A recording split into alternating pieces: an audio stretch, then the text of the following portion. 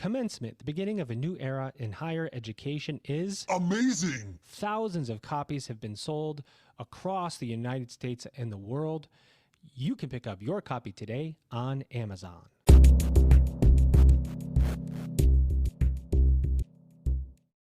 Welcome back, everybody. It's your time to EdUp on the EdUp Experience podcast, where we make education your business. And we have been making education your business for about 3.5 years, to the tune of about 700 episodes. And as I record this, I've returned recently from Anthology Together in Nashville, where I got to go talk with my buddy, Jim Milton, CEO of Anthology. And we talked about the future of higher education. Elvin and I were able to interview, I think, 15 people around higher education, anthologists and others that are there from colleges and universities to talk about what's going on in the future of higher ed. One of the things that's going on in the future of higher ed is the embedded nature of AI in our upcoming technology releases that we have, and AI is making its presence felt. I just used AI to analyze some student success data. So there are a lot of uses for AI, and we're going to talk more about that, I'm sure, today. First, though, I want to bring my co-host in, who is one of the first 125 presidents that we interviewed on this podcast. I think we got him pretty early before we had cool graphics. I think we got him on a really horrible graphic, but his face looks really good. And then we updated the graphics after that. I don't even know if I was using sound effects back then. That's how long ago it was. Let me bring him to the microphone right now. Here he is, ladies and gentlemen. He is Dr. Bruce Cush. He is the president of Ensign College. Bruce, how are you? I'm doing great, Joe. And I'm wondering, can you do an update to my face? Is that something that technology could do to help? Not until I do one to my own. Okay. Bruce, you'll be second in line. Great to be with you again. How's it going out there at Ensign College? We're doing excellent. We're just doing outstanding. The last 3 years or so have been a real ride for us in terms of progress and things that we're doing. So we're really happy for the progress that we're seeing and for the things that lie ahead. Tell them like it is. I love that, Bruce. I'm glad to hear you're doing well. Of course, Bruce, one of our most quoted presidents in our book for the work he's doing at Ensign. And we have this quote of you, Bruce, talking about an accounting program and how you take somebody who's in accounting, and on their first day, you stick them in this class with a shoebox, and they got to figure out all the receipts, because that's what it's like in the real world as we connect workforce and reality and with higher ed, right? Exactly. And I don't know if when we talked before, if we'd had this experience yet, but we had a student who had gone through the shoebox experience in our accounting class, who went to work one day and had a bigger box on her desk full of receipts and bank statements with the same request. And it was like, been there, done that, and she did it with flying colors, was able to handle that task. Amazing. We love to hear stories like that. And that's what it's all about. That's why we do this podcast, to highlight the great work that we do at colleges and universities. We're going to bring in a true thought leader now to tell us everything we need to know, no pressure, but what the future of higher ed looks like. Here he is, ladies and gentlemen. He's Cole Clark. He's managing director of higher education for Deloitte. Cole, how are you? Excellent, and it's great to meet all of you. Well, we're glad to have you here and get your view, your big view, 30,000-foot view of what's going on in higher education. But first, tell us about yourself a little bit, and tell us about your role at Deloitte, and tell us about Deloitte too, by the way. A lot of questions in there. Yeah.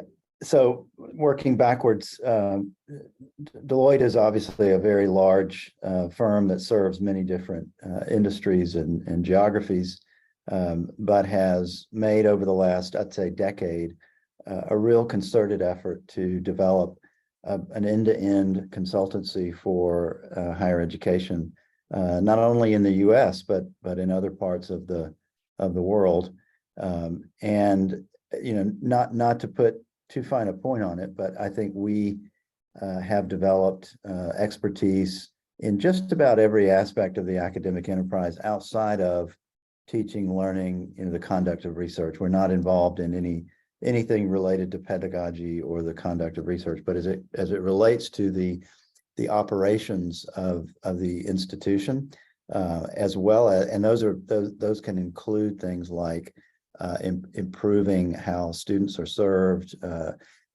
weighing in on things like student success, completion, outcomes, and accountability in those areas. We've made a concerted effort to develop strong expertise there, and really view you mentioned technology, you mentioned AI earlier, a broad set of tools, technological tools to have impact and use as levers in the effort to move the needle on transformation and change. So I think a lot of times technology gets treated like a shiny object, like it's the end in and of itself. And our view here is that these are powerful tools, but they have to be applied in with real understanding and sensitivity to the context and culture and governance models of higher education. And then as far as my background is concerned, I've been with the firm about 7 to 8 years, but have a background in technology. I started my career at Apple in the early days of Apple, when education was a much bigger part of its overall client base and revenues. And then when it looked like Apple was going to go to an early grave in the late 90s, many people don't remember the existential crisis that Apple went through in the late 90s. I left and went to Sun Microsystems, where they were beginning to develop a real interest and focus on research and on education. Sun, as you may know, was acquired by Oracle in 2010. And I went to Oracle and ran Oracle's global education and nonprofit research industry unit for a number of years, and then came to Deloitte. So I have a real appreciation for the capabilities that these modern technological tools bring to higher ed, but an awareness that we have to apply them in a way that makes sense. Bruce, I'm going to kick it over to you in a second, but I want to talk about what you just said, because that is, in my opinion, one of the hardest things for us as higher ed administrators to understand right now. Is we know there's a lot of great technology out there, and we know that it can help us do amazing things to help to serve our students, but which one and how much and when? There's so many to pick from. And there's so there's not just like there's a few shiny objects out there. There's now AI programs being developed at 100, probably 1,000 a day. I mean, how do we as non-technology people, I'm going to call myself a non-technology person. I don't know if that's an academic term or not, but how do we understand what to pick and how to pick it when there's so many choices? I don't have a silver bullet there, but what I will say is that I think it's important for institutions, as they consider who they place in key leadership roles, that they add a lens around technology to that criteria. Nailed it. So what I mean is that when an institution is looking for their next president or provost or EVP, SVP of administration and finance, I think an awareness of technology, not a technologist per se, but an awareness of technology ought to be part of the criteria for selecting those leaders. And I will point to some individuals. Bruce, you and I just met, so I don't know this about you, but Bruce is definitely one that brought that to the role and had significant impact. My dear friend and colleague Mark Becker is one that I hold up as an example every single time, because so much of the progress that Georgia State was able to make in terms of reducing attrition, improving on-time progress and completion, broadening the reach that they had in underserved populations, is attributable to the choices that were made around technology, both from an analytics perspective and from an AI perspective. And so I think that as search committees struggle, and we know what the turnover is like in leadership roles in higher ed.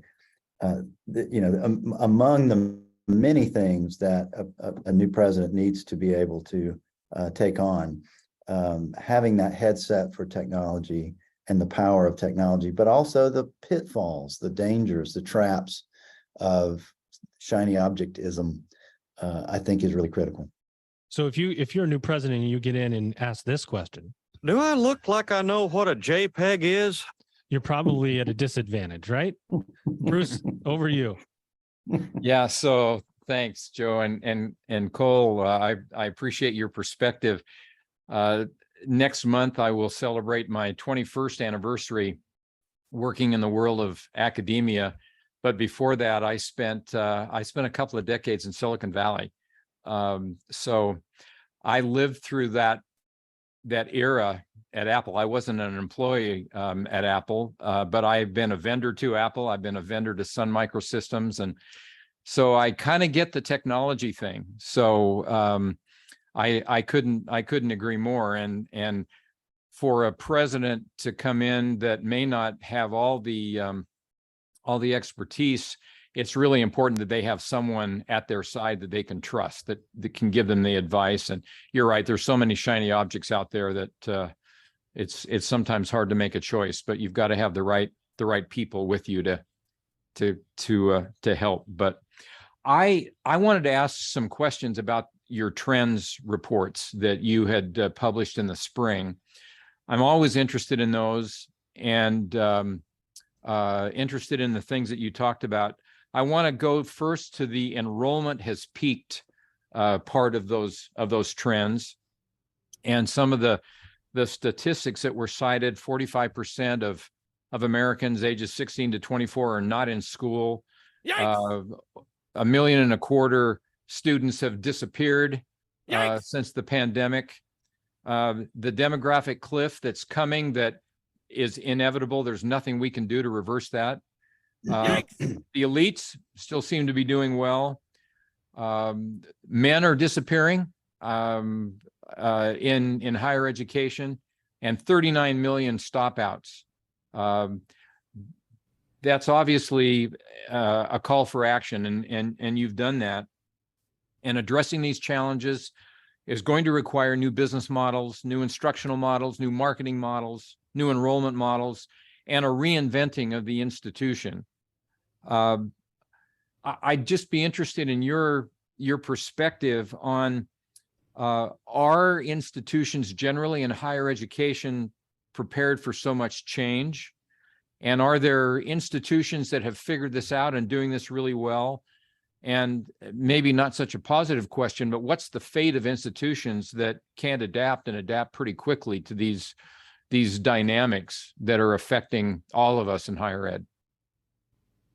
Well, I think the first thing to say is that higher ed, as you know, is made up of so many different types of institutions that serve different populations. And so often the public that aren't, higher ed wonks like us, tend to think about higher ed as monolithic, but it's not. It is very diverse, and there is tremendous variability across the spectrum in terms of how they're doing, weathering these issues that you just articulated and that we talk about in the trends report. But for those that are, I think, getting the confluence of both the demographic challenges, the reduction in the number of what we call traditional, the 18 to 22-year-old, the reduction in just that the overall pool of potential students, plus what I think is equally more significant, and this doesn't get enough airplay, and that is the significant reduction in trust and confidence in the ROI of higher ed as an institution by the public. That number continues to get worse and worse. Nailed it. Those things, we can't do anything about the demographic challenges in the near term. We can make more babies or have more immigrants, but that's something that's in the near term not going to be a trend that can be reversed quickly. But we can do something about the ROI issue and the trust issue. We can talk about the value of a post-secondary degree. We can get our own house in order in terms of developing an academic program array that leads to good jobs and that delivers on outcomes. We can measure those outcomes and we can talk about them. And I think that moving the needle on that would have a market impact on demand, aggregate demand for higher ed in this country. And unfortunately, I don't think we're doing enough to speak with one voice on that issue. It was one of the reasons why we built this Forum for Higher Education's New Era, the New Era Forum that we convene every December, that this trends report is based on. It's the insights from the convening of those presidents that we write this report. And we talked there about the need to speak with one voice about the value and the ROI and do it rather urgently. Yeah, that was another question, another area where I wanted to explore in terms of the value of a college degree. Everybody's talking about the Gallup poll a couple of weeks ago, I think, that indicated that only 36% of Americans have confidence in higher education. Some states, including Utah, for some jobs no longer require a bachelor's degree for jobs that historically did require a bachelor's degree. I came across a survey a few years ago that was a Strata and Gallup survey that talked about this large gap between perceptions of higher education administrators and employers in terms of college graduate preparedness. And 96% of higher education administrators surveyed thought they were doing a great job of preparing graduates, and only 11% of employers thought so. So this gap is huge. The cost of an undergraduate degree is tripled over the past 60 years. So is it time to maybe rethink the bachelor's degree? And where's the balance maybe between emphasis on liberal arts and the preparation that liberal arts offers a student versus degrees and curriculum? And I know you said you weren't involved in learning and teaching things so much, but curriculum that's maybe more focused on preparing graduates for employment and deeper partnerships between industry and higher education. Well, we know that employers want individuals who are going to come with not only a specific skill, but also the skills to take on new skills and to learn and to adapt and to problem solve. And I don't think the answer to your question is binary. I think it's both. And I think it's actually not that difficult to solve. It's interacting with employers, having a closer relationship. It doesn't mean the academy's selling out, by having a closer relationship with employers to understand their needs and to be nimble enough to continuously improve and adapt and change the academic program array to meet those changing needs. But there are also some foundational things that we've been doing in higher ed for hundreds of years that don't need to change. The ways in which we prepare individuals to be able to take on the next job and the next job and the next job is foundational, and I think is not in need of like wholesale overhaul. But we do need to be attuned to those things that are changing in the market and ensure that that these individuals are getting not only the skills that they'll need to get their first job, but also subsequent positions. And I think this is true in the STEM disciplines as well as in the liberal arts. And there's examples of many institutions out there that have done this, that have gone through a very deep introspection of who they serve. And that's students as well as employers. And in the case of the publics, there's obviously a governmental aspect to that. And mapping out what it is that they need to do to change themselves to better serve those that are their traditional clients or customers or students, and what they would need to do to adapt in order to better serve those that they're not serving today. But you can't do that unless you go through that soul searching, and that goes back to leadership, like we were talking about before, that has the because these changes are difficult. There's a lot of inertia, a lot of traditional thinking, and I think we've seen, I don't know how you feel about this, Bruce, but I think we've seen a lot of revision to the mean now that the pandemic is behind us. We thought that some of these emergency changes that we put in place during the pandemic would teach us that, yeah, we can do things differently. And yet what seems to be happening is we seem to be sort of reverting back to business as usual. That's a fact.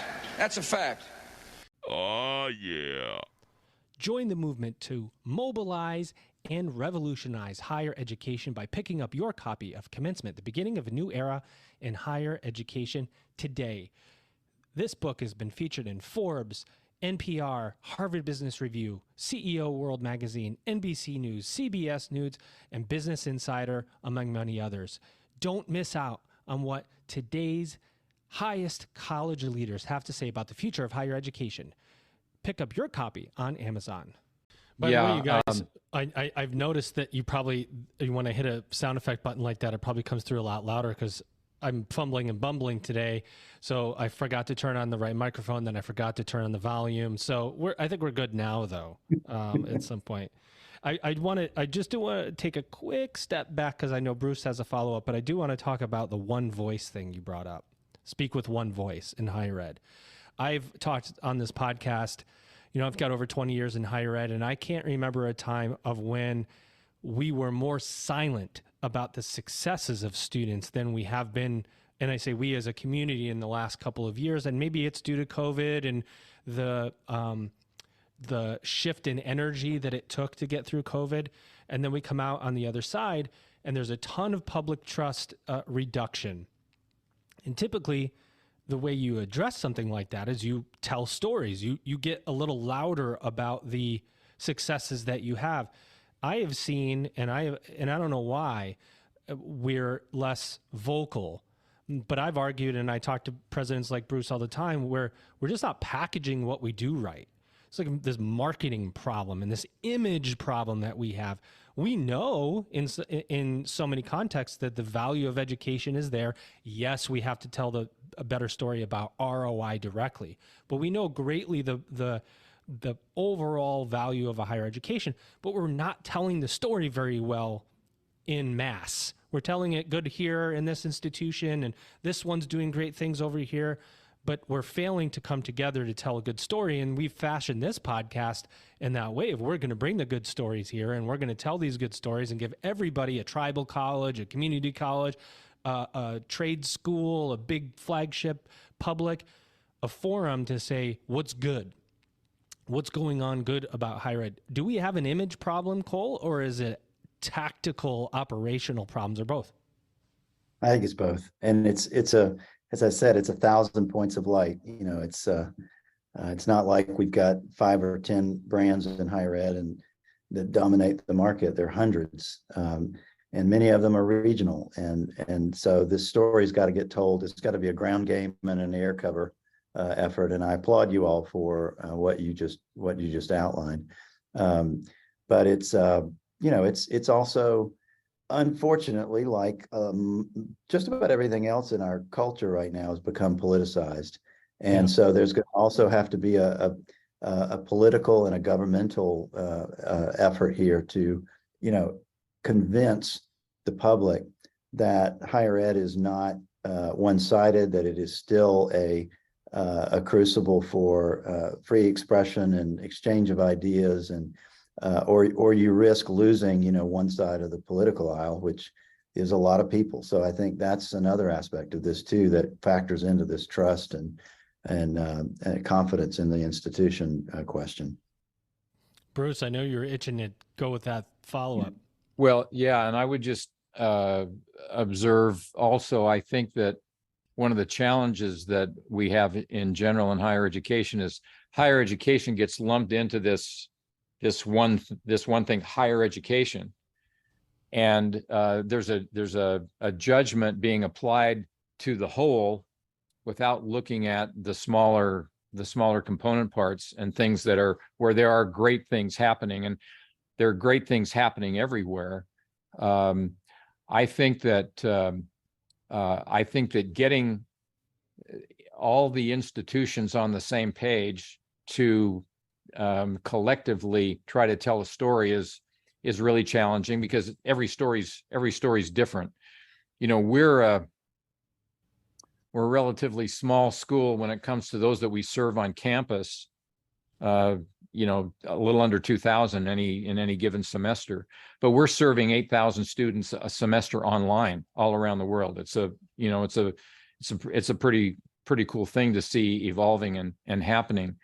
But I spoke at a conference last week on leading change in higher education, and I think one of the challenges, and Cole, I'd love your take on this, is actually, and this I'll harken back to early 90s experience when IBM was on the ropes and Lou Gerstner came in and turned this ship around.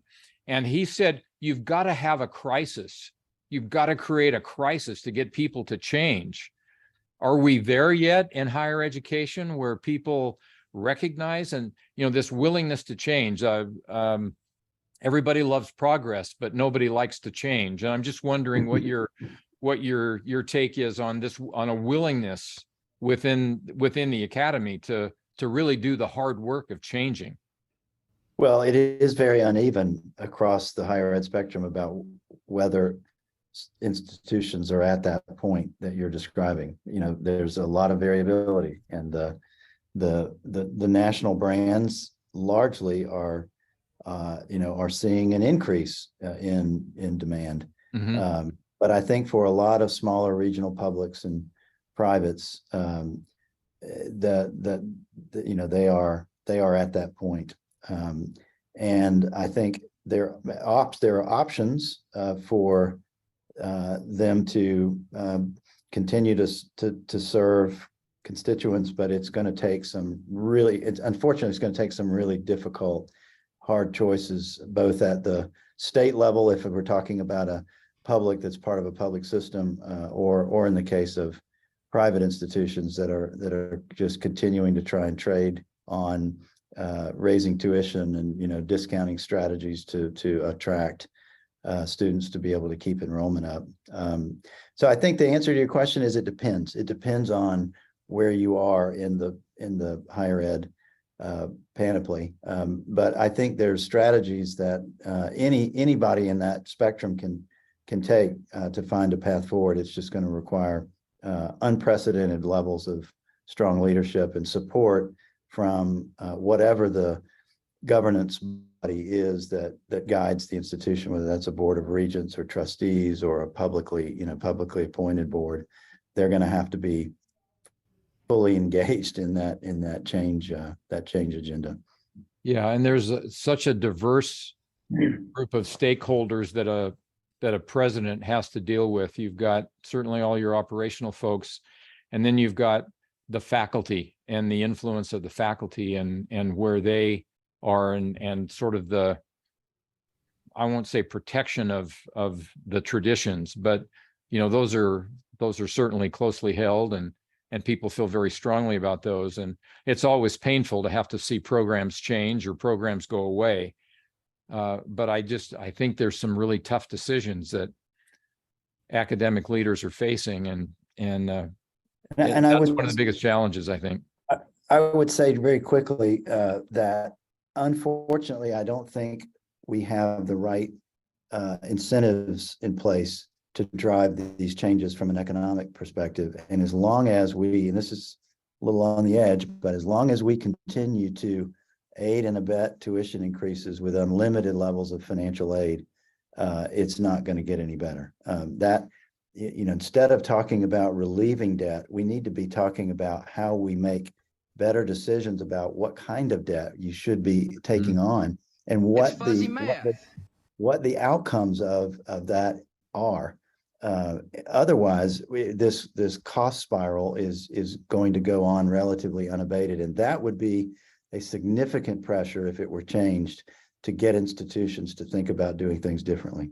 Yeah. One of the disincentives to doing something like that, of course, is the allure that the higher the price, the more prestige, right? I mean, that is one of the, right? It is true that we have institutions that will increase their price because they position themselves to be of a higher quality and then discount it at 55%, 60%, that student's going to pay relatively about the same as they would at a public or regional or whatever. But I'm a parent. If you're talking, by the way, Bruce, you make a good point about digressing, but when you make a good point about higher ed, we always group it together. We do the same thing for students, and we say the students, and it's like, well, who are we talking about, an 18-year-old or a 58-year-old? But when it comes to prestige, and you have mom and dad in the backyard saying, I sent my son or daughter to so-and-so, well, there's a certain panache that comes from that, or at least there's a dismantling I think we have to do in higher ed, or talk about in higher ed, that cost doesn't mean better. Academic quality, there's parity in that, and the parity is accreditors. You're right, we're all accredited regionally by accrediting bodies that say our education has quality, and the accreditor doesn't say what's better quality or worse quality. Typically, those faculty members, especially if they're online, are teaching at regionals, and they're teaching at community colleges, and they're teaching at Ivies, they're teaching all over the place. So there's so much parity in the actual output of higher ed, but not so much in the input of what our perceptions are in the public of what makes quality or what makes a solid institution. How do we bring some sense around that? Bruce, I was waiting on you to go first, but I'll. I was think, like, wait a minute, am I yeah. still having volume problems here? No, that's a tough one. I would point and be a relatively unapologetic shill for the institution where I serve as a trustee, Western Governors. There's certainly no effort on our part to ever raise the cost of the degree, and certainly not as a means to garner more prestige from the degree, because the cost is higher. We've actually held tuition remarkably low for the 25 plus years that we've been in existence, and what we really are focused on is measuring the outcomes and what the graduates of our institution achieve over the course of their careers post-graduation. That to me is where the prestige is. Look at what these individuals accomplish based on what they were able to take away from their experience or experiences. In some cases, we have individuals that come back, for additional upskilling and reskilling. Look at those outcomes, not measure the value of the experience based on price. Cole, and hold on, Bruce, one more real quick one, and then you could have the rest of the episode if you want it. I interviewed the chief data strategist at the U.S. News World and Report a while back. It's the most confusing interview I ever had, because I was asking, like, what's in this and what's in that? And the answers that came back were not very clear. And we know that, right? The U.S. News World and Report rankings, and what are the inputs and the outputs and so on. We're seeing that being dismantled in some way, where elitism is, or at least the positioning of elitism is not looked upon as favorably maybe as it once was. Because what is elitism, right? Isn't elitism access? Isn't access the new good thing? And not, that we kept out 5,000 students from this institution. No, you let in 4,999. And by the way, the one that didn't get in, you put them in this feeder program to get them ready to come in. Are we seeing a repositioning of what it means to be a effective institution in the United States? To either of you this time. Go ahead, Cole. It's a long and complicated answer from my perspective. I think that it's unfair to measure access at an individual institution level. They have a capacity. They have they have elected to tune their scale models to, and just because they exclude X number of students, doesn't mean that individual has no option to go to a college or a university. There are many, many other options. There are other institutions, and I'm going to go back to WGU again, that have developed scale models that can scale up without, a significant degradation in quality or any sort of, massive change necessary to infrastructure, because they've developed systems that scale pretty elastically. And I think the access question is, you have to look at that in the context of the entire higher ed ecosystem, not at an individual institution level.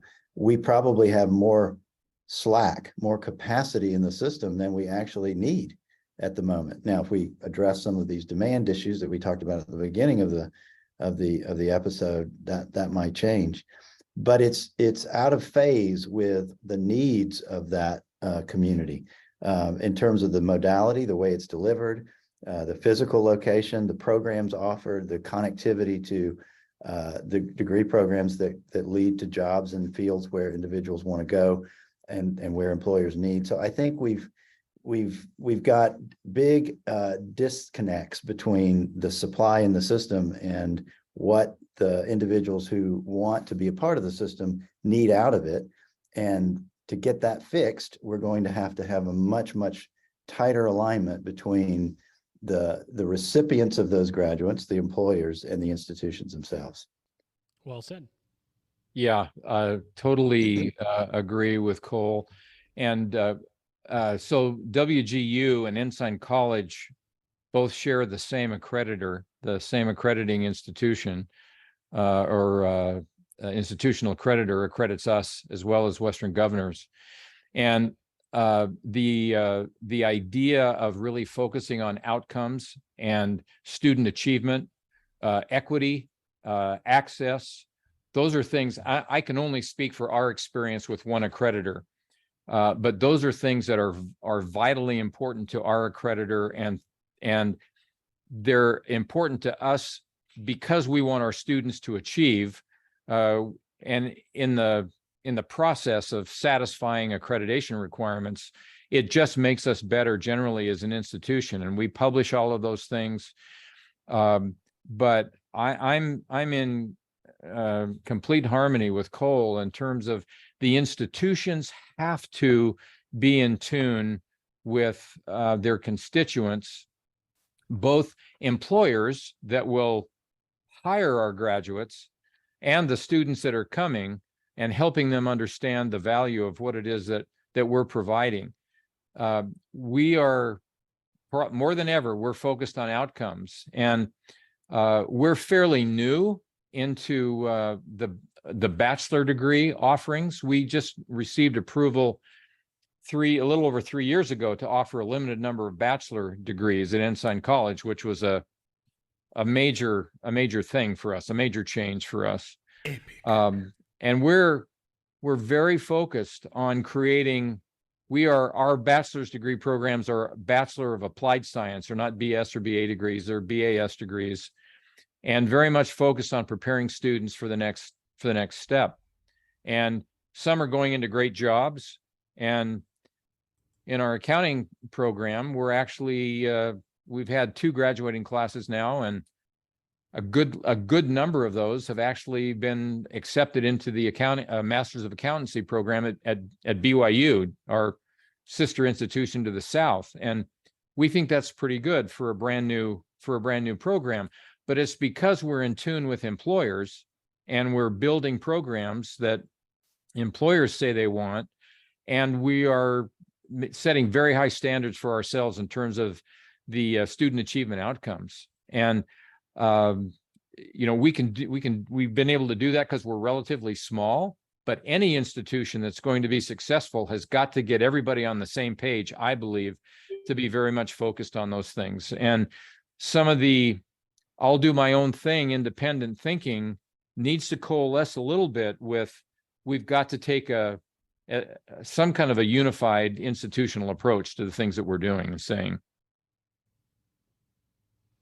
What do you think, Cole, about what do you, well, let me take it here, Bruce, because you're talking about workforce and you're talking about students and education. And I just wonder what this looks like with the advancement of AI, because I will tell you this, there are a number of people not entering the workforce right now because they're starting up AI companies, or they're being dissuaded from entering the workforce because they can make money on the side doing. So there's just a lot of top of funnel, as you call it, disruption in getting a student into higher ed, Cole, including micro credentials or non-credit courses. I mean, Credential Engine has it at 1.3 million credentials out there, I think right now. Are we going to see the cliff and a resurgence when people realize that, the cliff is the demographic piece, but I think as the trust declines, are we going to see a resurgence as we figure out, or as individual students figure out that they still need education, because there's so much disruption right now to say that you don't need it? I mean, I'm not a prophet here, but I would say that it's incumbent upon us in the industry to make that case for why the specific vocational skill that a particular certificate or badge conveys may not be enough. I mean, there are definitely voices that say, higher ed's not for everybody.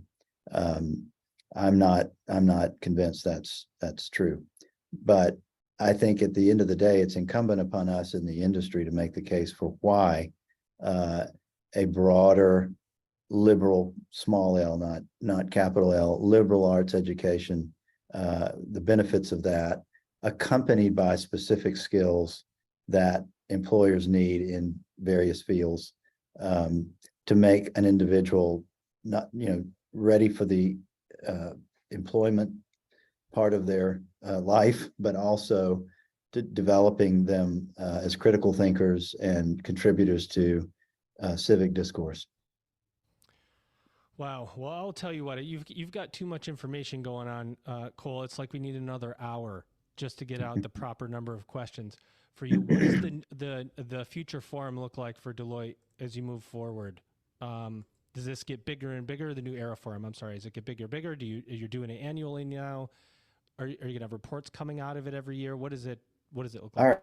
Our goal will be to publish a trends report similar to the one that we've been discussing here every excuse me, every year, a bit earlier in the year than we published it this year. It was our first time. So we would like to be able to get it a little closer to the beginning of the calendar year than we did in 23. The forum will likely remain small. We tend to curate a group of about 40 to 50 presidents and chancellors from all across the spectrum of higher education in a discussion. And I think it becomes challenging to have a meaningful discussion when the group gets really big. But we also expect that group to be different. So new voices, coming in and out of that over time, informing, what we write, what we publish around the trends. Bruce, do you have any final questions for Cole before I give him our final two to take it home here? Maybe not a question, but just a commendation. I love to see the work that is being done. I think it's vital. I think it makes us think.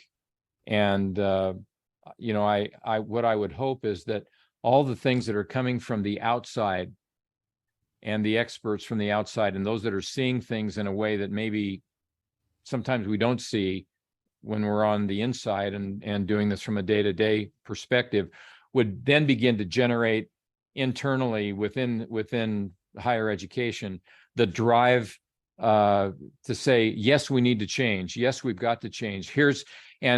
And there are challenges, but I think that the institutions that will thrive are those that will see those challenges as opportunities to reinvent themselves and to find new ways to provide education and hope to people that will see that that education is so vital for them. So I just would say, way to go, and would just commend you, Cole, for the work that you're doing.